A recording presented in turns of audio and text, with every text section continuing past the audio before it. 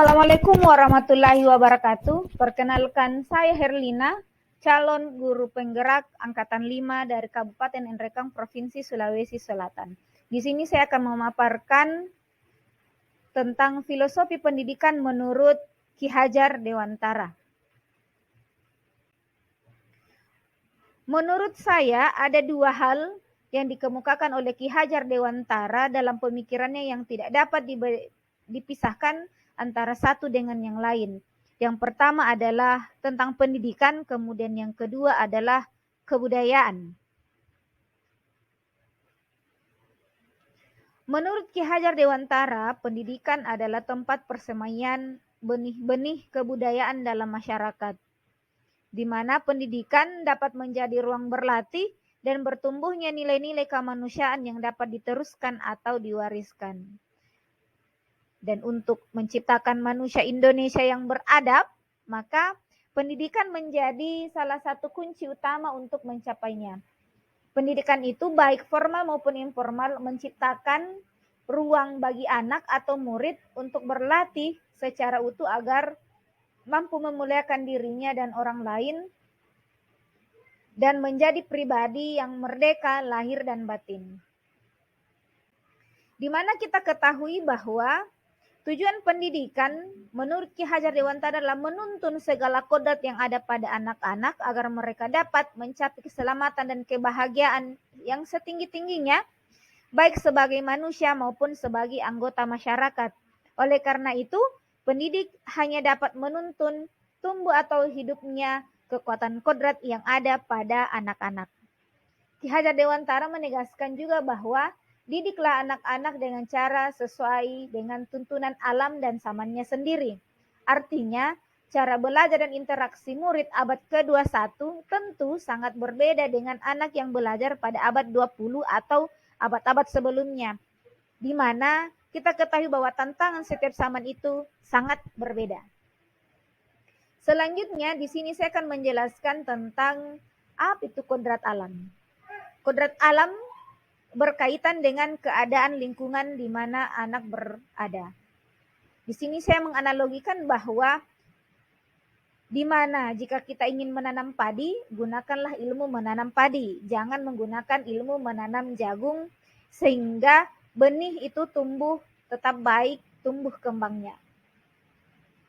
Hal ini perlu kita pahami karena anak tidak ada yang sama. Jadi biarkanlah anak berkembang dengan keunikannya sendiri. Jadi tugas guru atau pembelajar adalah menuntun agar jalan mereka tidak salah atau anak tidak terpengaruh oleh budaya-budaya yang salah.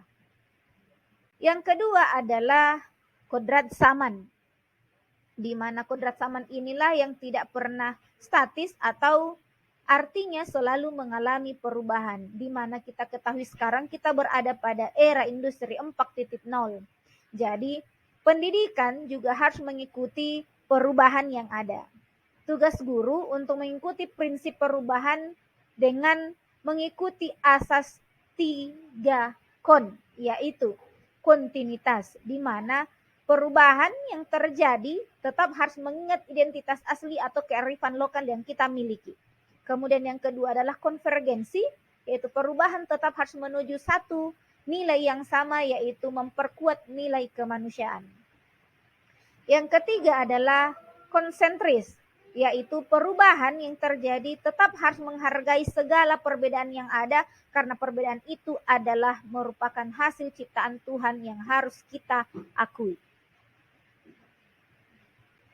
Selanjutnya tentang budi pekerti, di mana kata budi pekerti terdiri dari kata, artinya yang terdiri dari kata dua kata, yaitu budi dan pekerti. Budi meliputi 3 hal, yaitu cipta, rasa, dan karsa.